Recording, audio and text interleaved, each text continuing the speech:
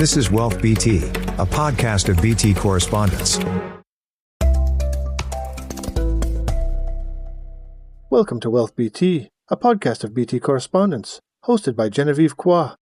In this episode, discover what the way forward for Asian families is with regard to wealth transfer and how they can minimize conflict and preserve their legacy for future generations. This episode is brought to you by Pictet Wealth Management. Over the next 5 years, it's estimated that in Asia, almost $6 trillion in wealth will be handed over to the next generation. Singapore is at the center of it. We're seeing a flurry of activity. Families are setting up family offices. The professional advisory sector is also gearing up. But while the sheer size of wealth opens up opportunities, there are also challenges.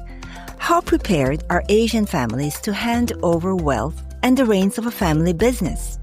In the past year alone, we've seen boardroom tussles like that which gripped city developments where father and son were at loggerheads.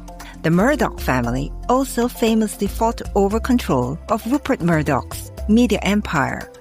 The dispute has since been resolved, and it is a case study of the importance of early succession planning. Clearly, great wealth could give rise to bruising conflicts. The truth is, succession planning is very complex. What is the way forward for Asian families? How can they minimize conflict, build bridges, and preserve their legacy for future generations? Welcome to Wealth BT. I'm Genevieve, Wealth Editor of the Business Times. My guest in the studio is Victor Aerni, Group Chief Executive of Pictet Wealth Management Asia. It's good to see you again, Victor. Thanks for dropping in. Good to see you, Jen. Thanks a lot for inviting me. Victor, I'd like to get your perspective on Asia's great wealth transfer. How do you see this unfolding? That's a very big theme.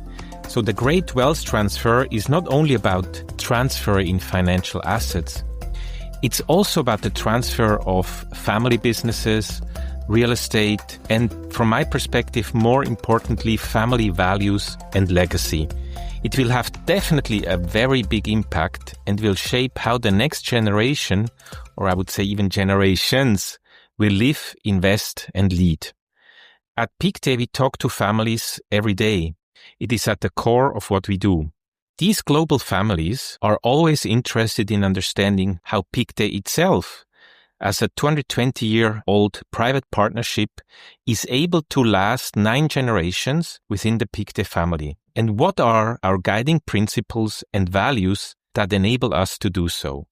At Pictet, we have been guiding families for over 220 years. And our own partnership model is a testament to the importance of clear governance and long-term planning. While we are not a traditional family business, we operate as a private partnership with very clear rules of engagement around generational succession, the appointment of managing partners, and the transfer of stakes. Decision-making is collective, and this structure ensures stability and continuity. Families in Asia and Europe are at different phases of transition. Asia's wealth is relatively new, maybe except for Japan, created in the last few decades. Many families are still in their first or second generation, or slowly transitioning to the third. Whereas in Europe, where wealth is much older, many families are already in their fourth or fifth generation. Navigating multi-generation family dynamics can be highly complex. When a family is at first generation, there are only 2 people involved. As the family transitions to the next few generations, the number of family members can reach easily 40 to 50 members, not even counting the in-laws. So this great wealth transfer represents a big risk if it's not planned properly. But it is also a great opportunity for these families to refresh and reinvent their legacies as well for the next generations. Given that Pictet has had more than 2 centuries of experience guiding families and the Pictet partnership itself, what experiences can you share that will help Asian families? Most important is to prepare and plan the wealth transfer early so that it's easier to pass the wealth to successive generations. In other words, If the first generation plans well, it can be an incredibly successful story.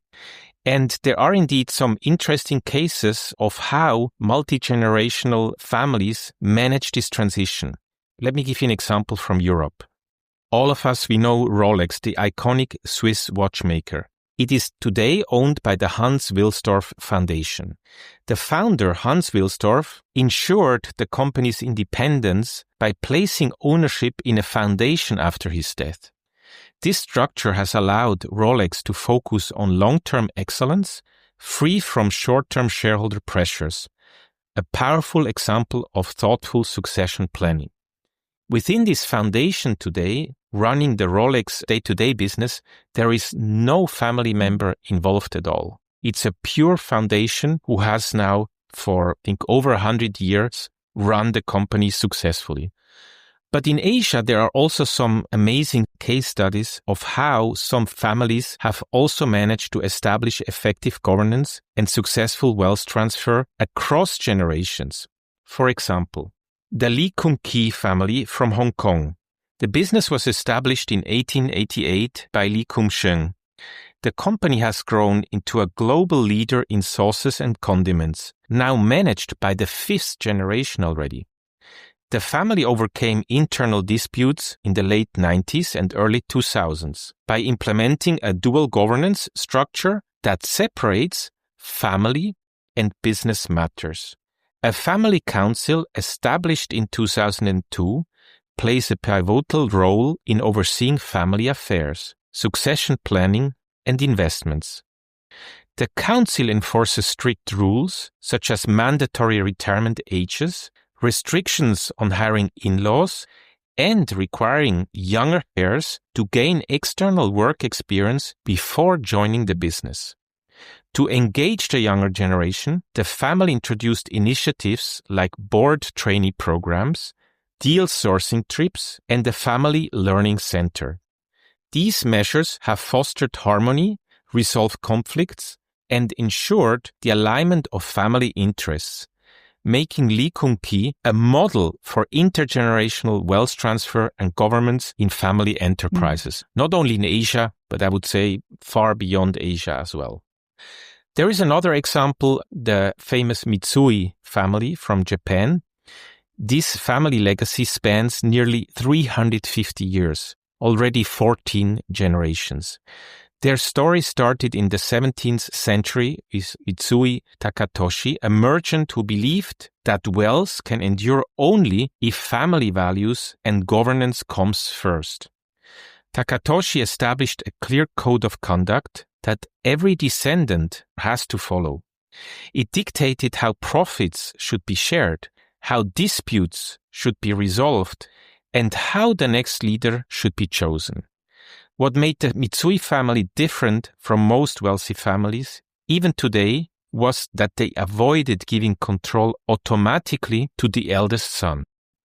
Instead, they promoted competence over birth order, sometimes choosing non-family professionals to run the business.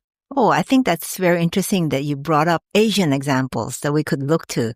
In your experience advising families, what key trends are likely to shape approaches in Asia?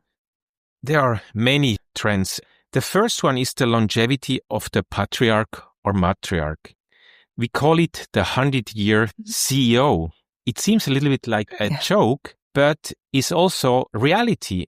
In Asia in particular, you see family business leaders active for a very long time and continuing to lead the business and investments. But it also means that for a very long period of time, these families may have 2 or even 3 generations having to cohabit and manage the family business or wealth together. It has a lot of implications on how families need to plan their wealth transfer.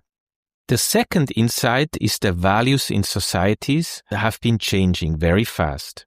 With the rise of technology and the big uncertainty in terms of global situation and outlook, we see that the new generation sees things quite differently from older generations. They are more international. They have studied abroad. Maybe they also meet a spouse from another culture. They are geographically dispersed. different members may be living in different parts of the world with their various pursuits and ventures. Families are becoming very, very diverse, which means it can be more challenging for generations to understand each other and have common values and a common purpose. The third insight is about modern family structures. In the past, families looked the same, a mother, a father, and children.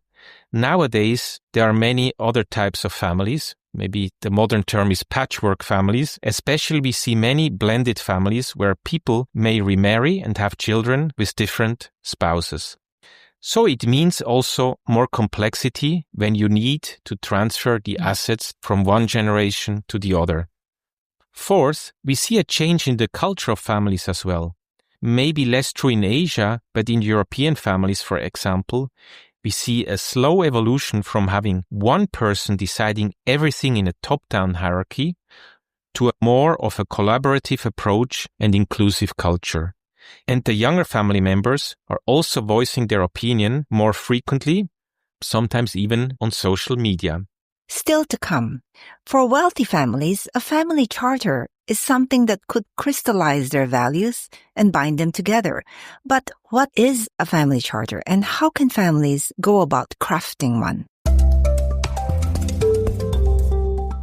And now back to Wealth BT, brought to you by Pictet Wealth Management. Welcome back. So, Victor, you alluded to this gap between different generations in a single family. How can families resolve this gap? We believe that the key challenge when you talk about wealth transfer is not to find the right legal structure to hold the assets. It's actually to bridge the generational gap. There are always at least two sides to the coin. When we talk to senior family leaders, usually they are worried about preserving their business, their reputation, the values which made them successful. They want the succession to be as harmonious as possible, but are also a bit worried about their children being too entitled. So they want to balance responsibility for the next generation. On the other hand, the future family leaders, the younger family members, have to navigate all these expectations and the pressure. And they also want to seek independence and find their own identity and credibility. And lastly, very often they have different ideas. So they want to integrate innovation within the family business or within the investments. The key is to find common ground. For example, younger generations are often more international. This diversity can be a strength, but it also requires a more inclusive approach to family governance.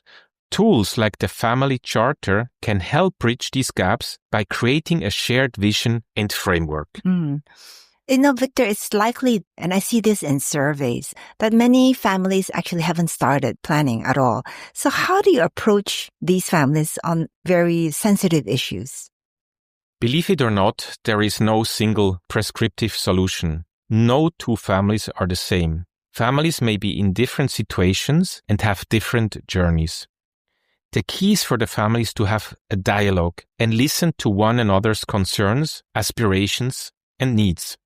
For instance, a family that still has an operating business will have very different considerations and needs from one that only has a central pool of liquid assets, maybe after they sold the business a few years ago. So these situations are totally different. We always start with questions that the family may need to address and facilitate to have that dialogue among themselves. For instance, for family businesses, it would be questions around governance, performance management, family shareholders, succession planning. Family businesses can also be in different phases. They may consider to exit the business soon, selling all or part of the business, how much of a stake to retain, from the proceeds, what to invest in the financial markets or maybe to reinvest in an entrepreneurial venture. So all these priorities need to be discussed and defined. And you can imagine the older generation and the younger generation might have different aspirations. Whereas families with purely liquid assets would have different responsibilities and considerations. For instance, how to inherit the wealth amongst siblings, what structures to hold the assets in the long term. the foundation, be it the trust, but also how to keep the entrepreneurial spirit, which is often the origin of the wealth, alive in future generations at the same time. That's the big challenge for a lot of families. Let's talk a little bit about the family charter. What is this and why is it important? We observe that families in their active business have a very strong governance, have clear rules in place.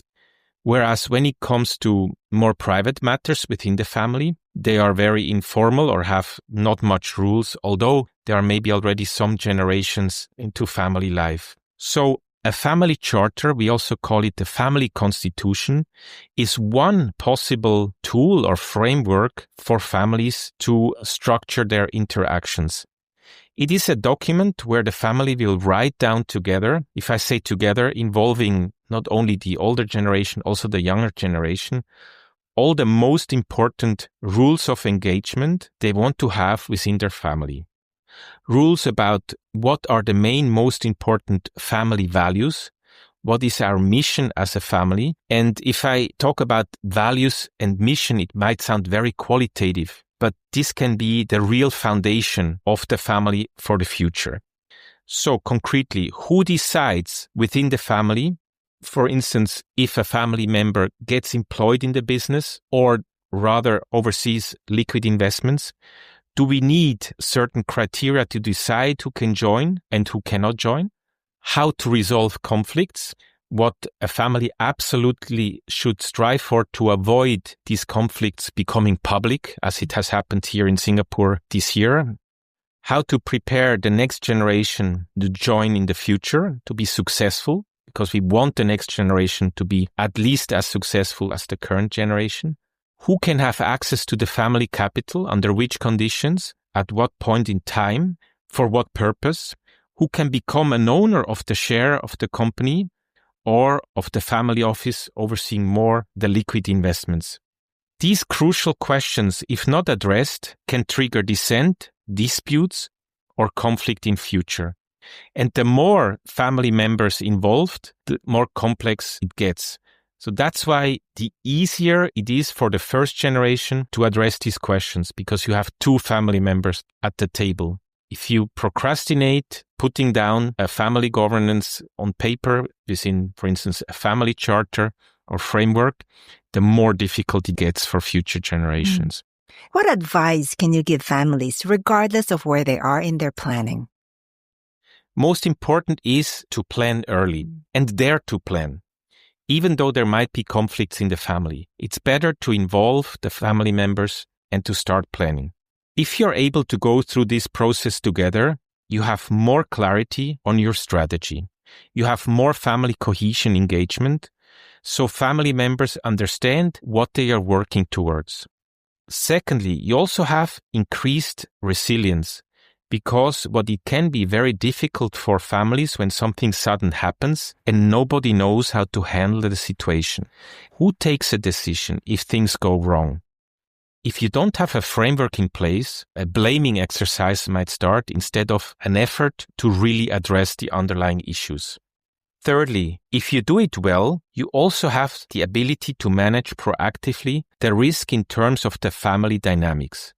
For example, tension with the in-laws, should the in-laws be included or not, in what capacity?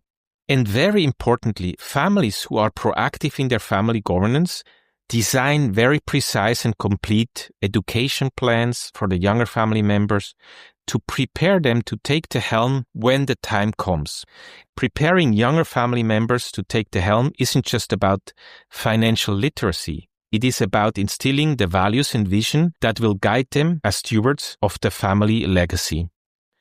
Let's make again the link to the Mitsui family, who very early on instilled the proper values for the coming generations. So, in a way, the key takeaway is one should view the great wealth transfer as an opportunity as a family.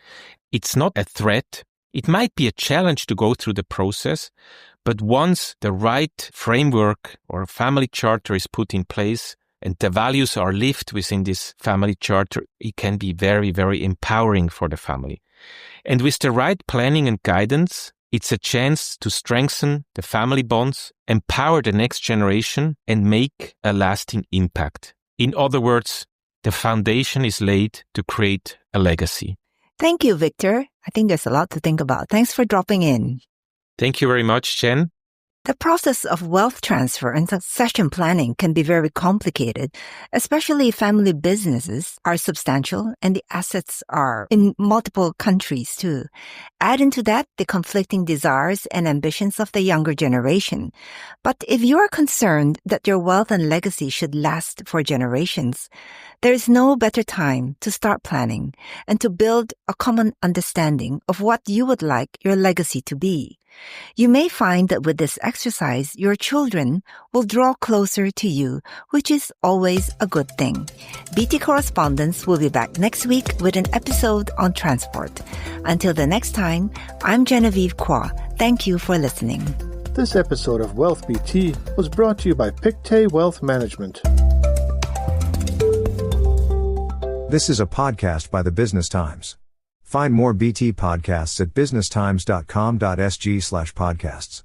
Or wherever you get your podcasts. This podcast is meant to provide general information only. SPH Media accepts no liability for loss arising from any reliance on the podcast or use of third parties' products and services. Please consult professional advisors for independent advice.